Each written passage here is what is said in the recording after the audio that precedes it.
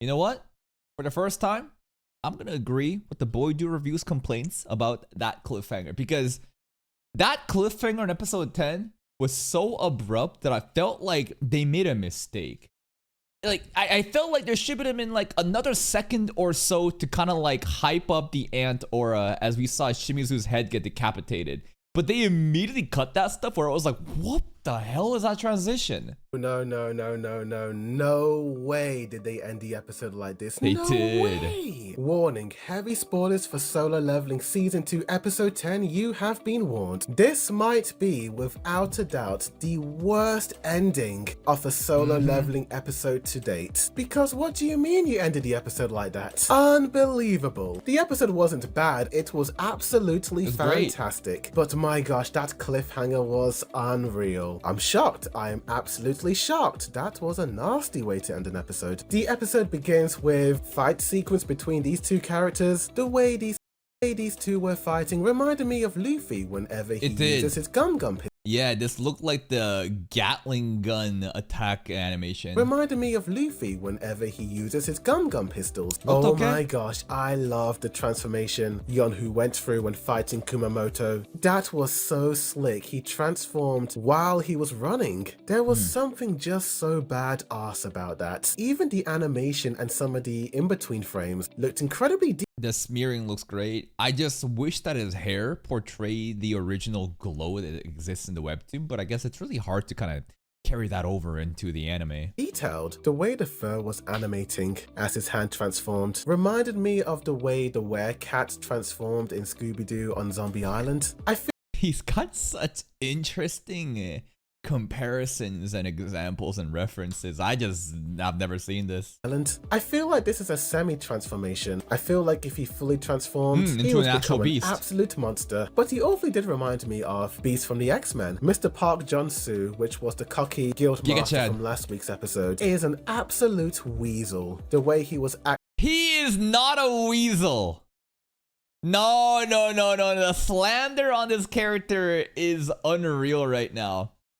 Why is he a weasel? Was the cocky guild master from last week's episode is an absolute weasel. The way he was acting all high and mighty in front of Goto, but now that he is seeing all of these guys in action, he was not acting high and mighty.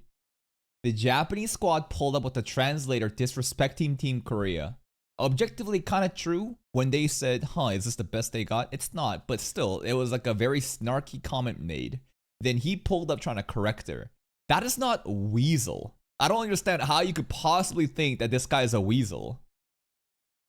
He's actually scared. Is this dude giving me Draco Malfoy vibes or what? But to be fair, I don't actually blame him because some of these guys are absolutely ferocious when they're fighting. The dancer, what did I just witness when she was fighting her opponent? That girl could barely keep up. Dude, that anime. And she's probably the only one that actually kept up in the 1v1 matchup. Everyone else pretty much lost. Was so slick and Mr. Beck was like holding off well on his own until, you know, someone else lost and then it became a 2v1, but still. So smooth, dude. I love the yellow streak lines. They remind me of those gymnastic ropes they use when doing ballet. It's such a unique way of fighting. I'm very impressed. I'm looking forward to her fight the Red Ants. Even though Yonhu was pretty cool in his transformation, I did not like the line when he said that he is not weaker than Hunter Cha and how that is an insult. Bro, you cannot be saying something like that on International Women's Day. To me, is it International Women's Day?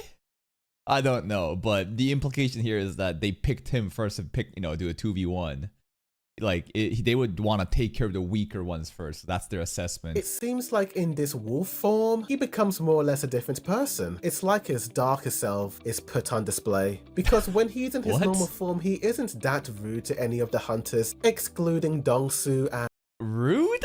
What do you mean rude for making the comment of, do you think I'm weaker than Hunter Cha? And Guildmaster Choi. Or maybe he actually does feel this way about Hunter Cha. Maybe seeing her doing ballet while she's fighting makes him feel like she is not taking her job seriously. What are you talking about right now? I don't think he understood the implication of the 2v1. Right? Because the reason that they ganged up on him in that 2v1 is systematically they're trying to get rid of the weaker ones first. That's why he confronted them with the comments. if one did not understand that, then it would seem very out of hand. Why bring Hunter Cha's name like that in like a disrespectful way? So then if you again base it off that misunderstanding, you could assume that he's a misogynist. He hates women. Or maybe he is just a jealous little boy who don't got moves like her. Kumamoto finally snaps and that's crazy, bro. the A rank, you know, the fate, you know, this guy slander into Mr. Beck slander because he didn't understand the story. I don't even hear the thing. Did he not understand, or is he rage baiting? That's the biggest question of all, right? That's why I love watching his videos. Every video is just like, is he rage baiting or not? It's a fun game that I play.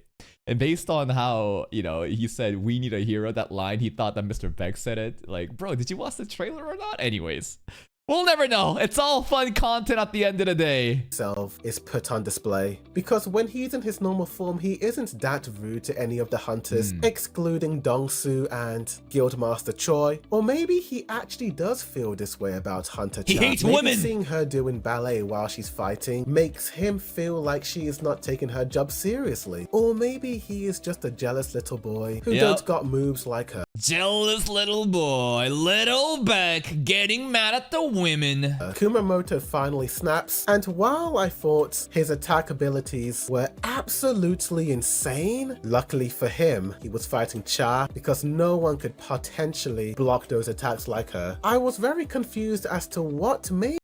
Luckily for him? Why would, isn't this like the unlucky part where he met the one person that could fend off the attacks? Actually block those attacks like her. I was very confused as to what made him snap. He was fine. The blood, right? He got hit. Once the blood is active, then the bloodlust frenzy kicks in. 1 minute and then all of a sudden he is this dark demon. Was it his stress and paranoia that made him snap? Regardless, Song Jin-woo is like, nah mate, you're going too far. Protecting our girl on International Women's Day. Song Jin-woo, what a man you are. It's time to see this Song Jin-woo and Goto fight. But before that epic fight, we cut to Lee John-hee, the original waifu character. But before that epic fight, we cut to Lee John-hee.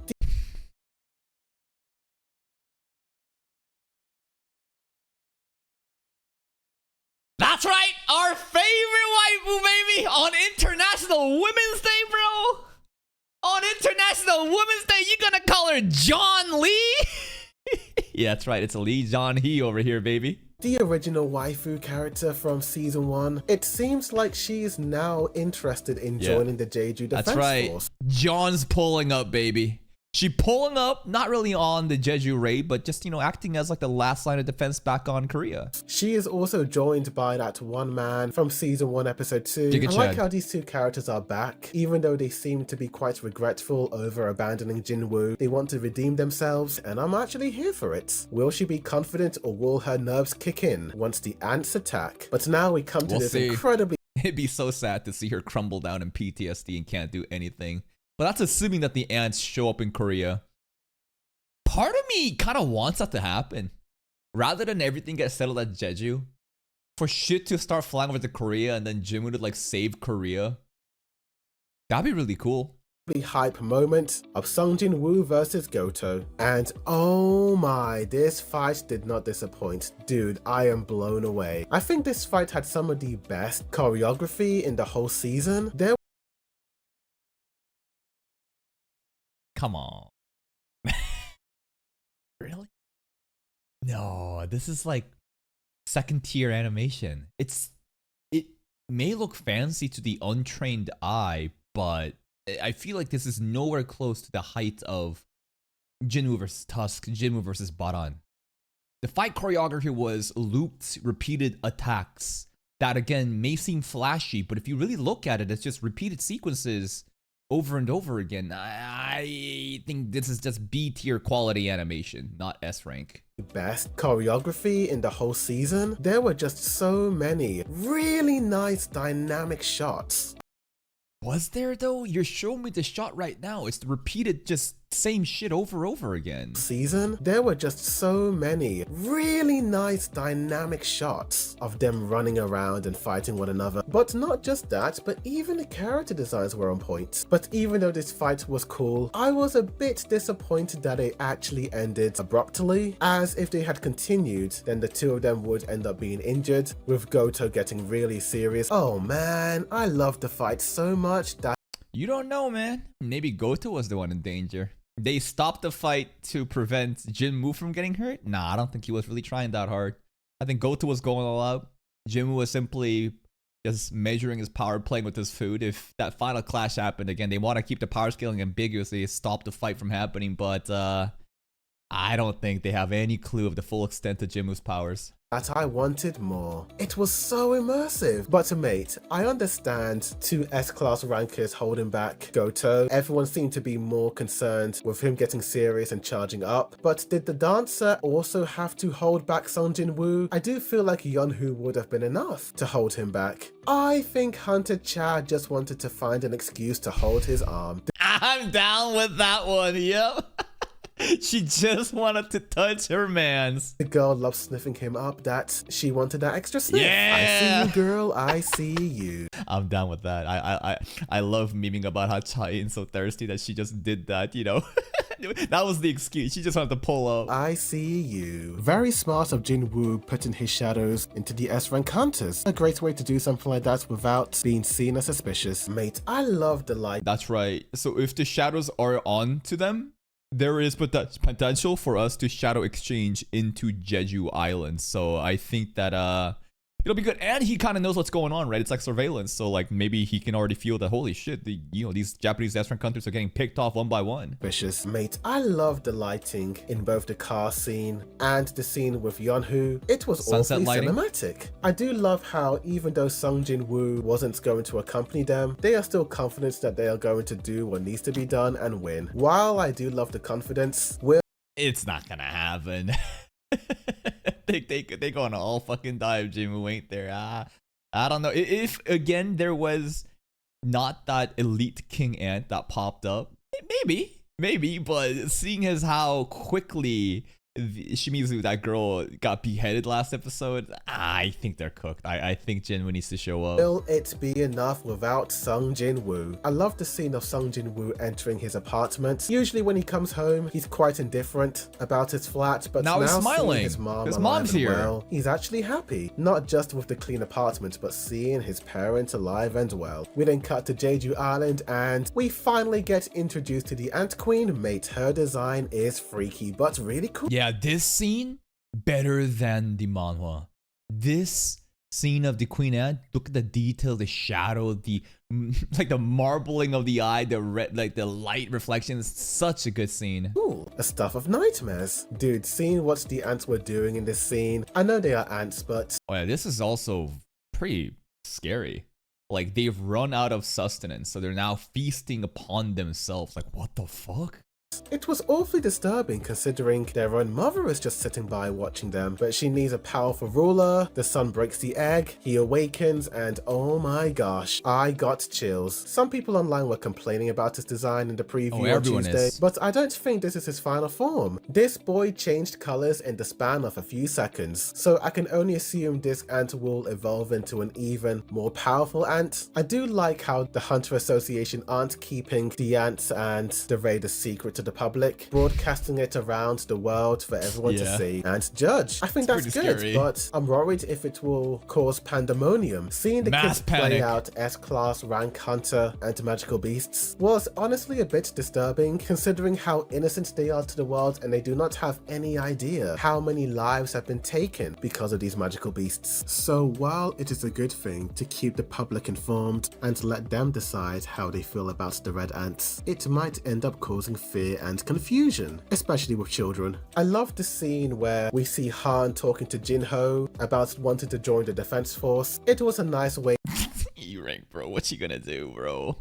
What is she gonna? I mean, she can like just act as a last line of defense in Korea, but there's no way she should be going to Jeju raid. to lighten the mood, but it is also nice to see how close these two have gotten. But I really do admire her bravery despite all she has seen. Is it bravery or is it just stupidity, bro?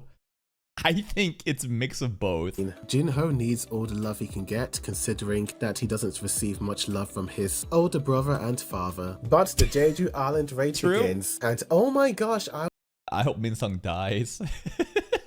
They should just sacrifice this motherfucker. Put him on the front lines. I was not expecting to see so many familiar faces. It's like the Avengers have all arrived. Hopefully Captain Ki-hun's team can redeem themselves, as they more or less let their captain fight Carligan all alone. Mate, scene. I don't think Ki-hun's party is doing shit, bro. Because again, like, if they couldn't do anything back in the Tusk dungeon, how the fuck is it gonna make sense on Jeju Island where the threat is way stronger, right? So I don't think they're gonna be doing anything of it like crazy other than just taking out some just fodder ants. This design is crazy though. Fight Carligan all alone. Mate, seeing these two wish each other good luck. Oh man, I have a bad Death flags, that's right. Byung-yu death flags is crazy. feeling something's going to happen to either of these two. Considering how this episode ends, I'm so sad now. And Yeon-who seemed so happy to see him. Oh man, I have a bad feeling. Another kind of scary thing is Shimizu, the Japanese girl hunter that died last episode at the end. She was a healer based on what she was talking to that shirtless guy. Do you think that the Ant King killed a healer on purpose because he's that intelligent? Yeah, maybe. So, if you think about it, ooh, oh, guy, get out of there, Mr. Healer! See him. Oh man, I have a bad feeling about this. Mate, Choi was absolutely badass with his flame attacks, Yeah, wiping the ants with ease. Oh my gosh, the absolute fear on the S rank. I'd say that this might be even cooler. Him doing it on the chopper was cool, but his multi-fireball shooting it down all path to save time was also really cool. Hunters, when they see the size of the egg, sent shivers down my spine. The final sequence of Shimizu and her team more or less just... That's crazy, dude. Her last lines is implying that she wanna get fucked. Compensation for healing, give me some dick, and then her head got torn off. Being way too confident after defeating the red ants, in the split of a few seconds, she just goes bye-bye. Oh my gosh, I was in absolute shock. My jaw. And then, like, yeah, that was shocking, but the next shock was the cliffhanger. Absolute shock. My jaw was on the ground. That one red ant that escaped means absolute business. And it cuts just like that. What? Like, I'm sure that everyone else can take on, you know, all these different ants that don't matter as much. But in terms of this king ant, nah, we need Jinwoo here. Just like that. What? I have to wait a whole week? Overall, this episode is a 10 out of 10. It had great art, animation. I love the setup. And while I am very angry about the huge cliffhanger, it has made me incredibly excited for Solo Leveling Season 2, Episode 11. But that's right. Tell me in the comments down below. Remember, a cliffhanger is not an inherently bad thing. 5 out of 10? What a disingenuous rating. You in chat, you are like the source material monkey that I talk about, who does nothing but complain and nitpick about every single thing, and your life will be forever miserable. You will never be happy. You will never feel any sort of fulfillment. All you will do is be salty and complain, and that's the reflection of your life. Enjoy your shitty life. This is not a 5 out of 10 episode. What an ingenuine thing to say, retard.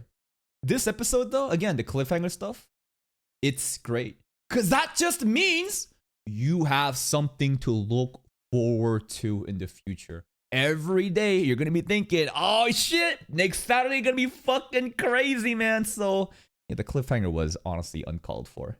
They should have gave it, like, if they gave the cliffhanger scene, like, 2 to 3 more seconds of, like, just for us to comprehend what the fuck happened before showing Jinwoo's feet, I feel like it would have been a more palatable cliffhanger. But the way that they abruptly cut it is my complaint.